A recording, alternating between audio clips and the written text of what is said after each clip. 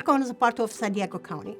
The first influx of the Middle Eastern refugees arrived to El Cajon during 79, 80s.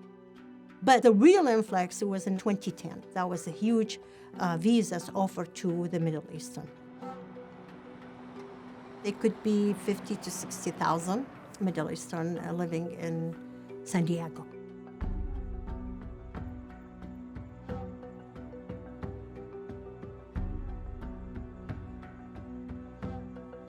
If anyone think that the refugees, they arrived to the United States and they're happy and excited, they're gonna party.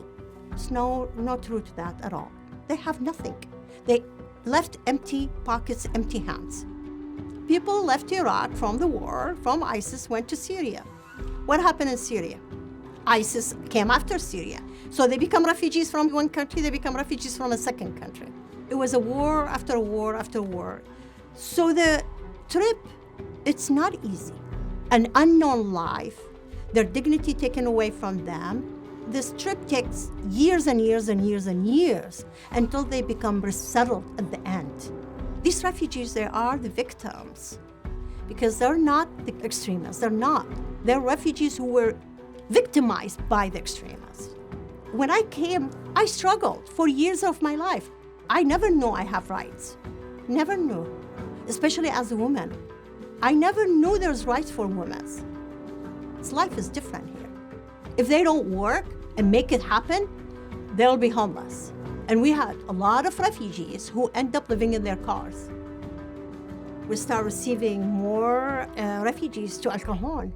I had to run and find out what other agencies in the community they can help so we can refer all these people to them. And that's how I connected with the Salvation Army.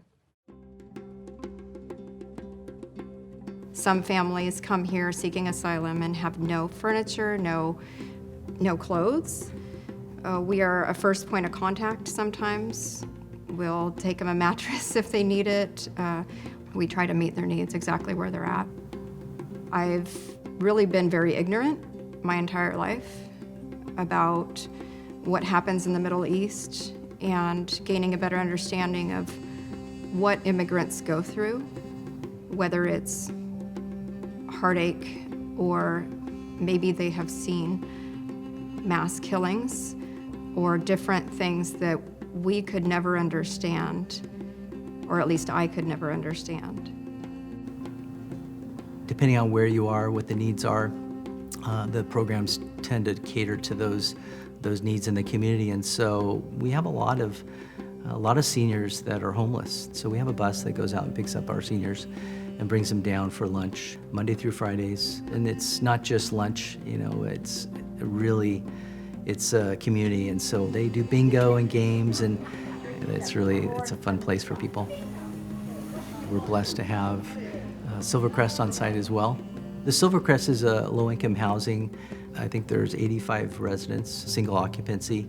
The population of Silvercrest reflects the population of El Cajon. We have a large Chaldean population from Iraq. Some have refugee status, some have sought asylum, and some have just moved with family. لأني كلهم بقلي لبشوا شتجياني ببيثا فيلي عن طريق اليو إن لبشي والي جناشة بالعراق.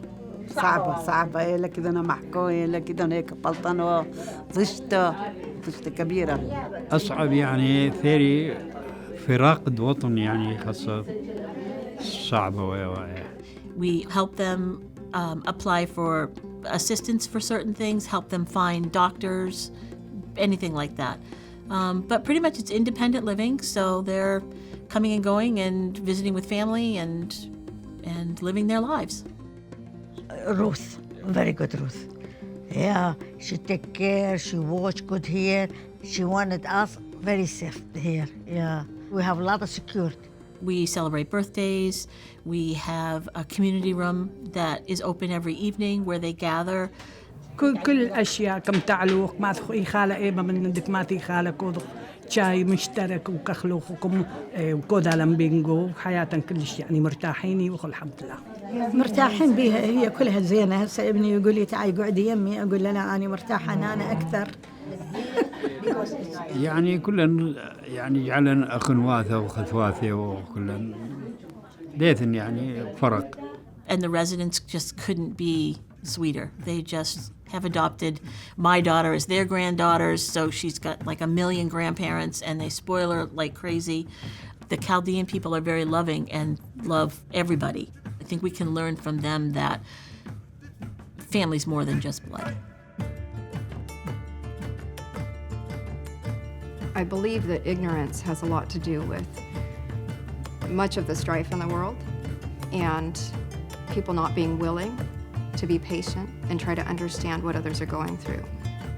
Jesus is their ultimate model of being patient and reaching out in cultures that were unaccepting of others who were not like them.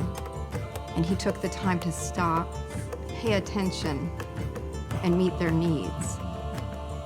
We experience God's presence in serving and show them the love and respect that they deserve as a human being, created in the image of God. We don't want them to feel less than us. We want them to live in peace, to restore their dignity as a human being. Whether it be seniors or orphans or children or the homeless, there's so much to do for his kingdom and so many opportunities to do it. I just feel blessed that I don't have to look very far to see my opportunities. They're literally in my living room.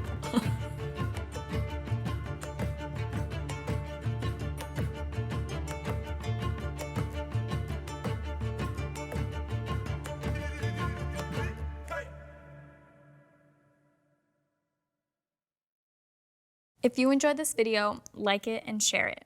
We are always posting content, so don't forget to subscribe. Thank you for helping us share change.